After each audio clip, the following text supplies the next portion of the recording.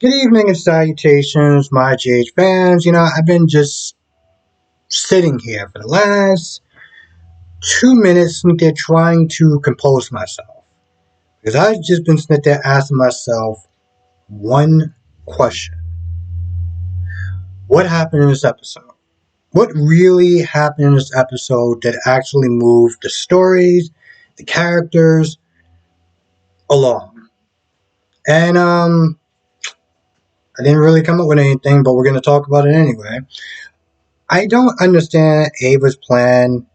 I don't, and I'm not really comprehending this.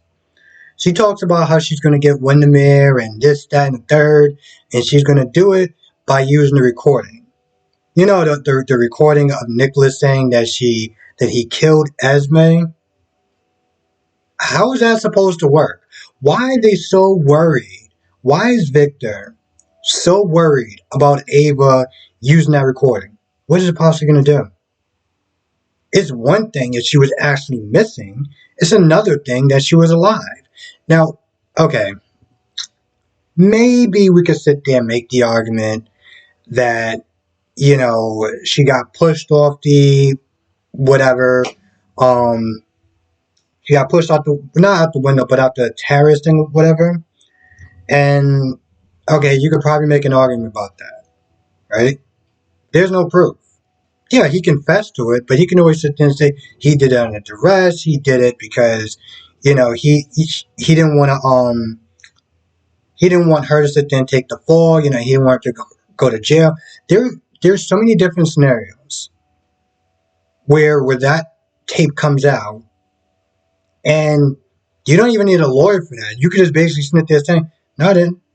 I know what I said, but I didn't really do it." I mean, she did it, but since we're married and stuff like that, we were married. I just wanted to make sure that she was going to be okay. I don't get this. And the thing is, she seems like she's so sure that she's going to be getting this whole castle and everything. And I don't get it. I really don't. That's the only meaningful conversation I can really think about them talking between her and Nina. I mean, they talked about Brit for a little bit, but it's, at this point, it's been like a whole week. Um, a whole couple of days. I don't want to sit there and say like I'm over it, like being all cavalier, but it's just a simple fact that I knew that the actress was leaving. So all this sad music and talking about how Brit was this and Brit was that, and it's just like, yeah, I don't know. Soap operas deaths again. It doesn't really do it for me. It really doesn't. Um,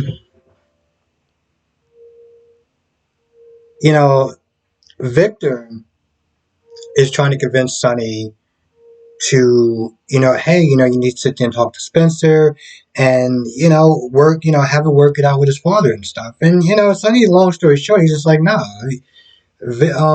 Nicholas is trash. Nicholas is trash, and he's better off without him, pretty much. So the whole time, Victor tries, oh, well, you sit there and really try because you know how it is with you and your son, and how you had time with your dad, and trying to use every single trick in the book. Which, by the way, in case we forgot, maybe it's the writers forgot this too, but what did Miss Wu actually, what was in that drink that Holly gave to Miss Wu to give to Victor? Because whatever it is, my dude is just walking around, chilling, just, he's just spry and all that. Like, and I'm like, I know you're not supposed to be dead, but can you be on someone's death doorknob or something close to that? Because you seem pretty fine for somebody who got poisoned with God knows what. Maybe they forgot. Maybe they'll come back to it at some point. Who knows? Um, But they're just there at Windermere to get Spencer's stuff. And of course, Spencer was like, hey, I got it from Dimitri. Well, I guess that tower, whatever, that Nicholas is saying is back up and running. And of course, towards the end, Nicholas comes back. Victor's like, hey, what's going on in the tower, whatever. He has a little burnt ornament. Now, Nicholas was talking to, I was about to call her Nancy. was talking to Alexis, right? Trying to get some legal advice. So she found out about, Esme and Nicholas knocking boots and, the whole baby being his. And she was like, she just had that WTF moment. And then after that, Nicholas like, what could you give me advice on as far as like taking that child away from her? And Alexis is like, yeah, no, I'm not doing that. Not doing that. I am not going to sit there and pry a child away from a mother's arms. I'm not. I'm not doing that. Like even if it's Esme, I ain't doing it. On top of that, you know, Alexa's like, no, no, no, this baby would not be a do-over. Like, what about Spencer? You need to sit there and work on your relationship on Spencer, not just for the new baby. You don't get a do-over, okay? That's not how this thing in life works. So, long story short, she was like, I'll find somebody else for you. But, granted, she could have said that in the beginning, but this was more about trying to get him to realize that this baby is not a do-over. And I think that was important, but of course, Nicholas being Nicholas, probably it went in one ear and out the other. So, unfortunately, she just pretty much kind of wasted her breath. So, I think I talked about this in the video and one of my reviews, and I talked about this during the live stream. But one of the running theories is that Britt is the donor for Willow.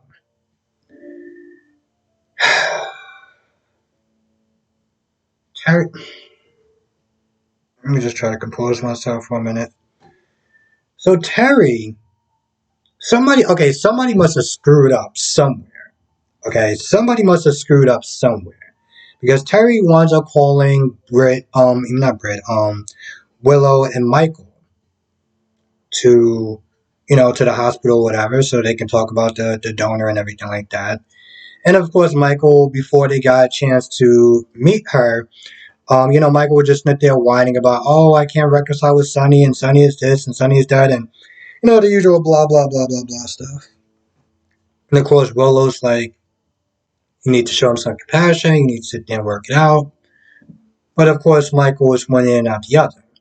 So you get in that room, and they're talking about different options as far as, um, maybe making the baby as far as like, coming a little bit early. This way they can sit there and get the transplant done as soon as possible because her numbers ain't looking good. Right? So she leaves. And they go back and forth. Mike and Willow go back and forth about the options and stuff.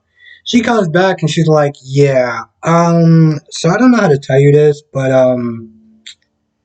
pretty much long story short, the bone marrow isn't an option at this point. Because the person who donated it, they got to go through some sort of physical test. They have to go through some sort of physical to make sure everything is good before they're able to sit there and donate any source of, any parts of their body.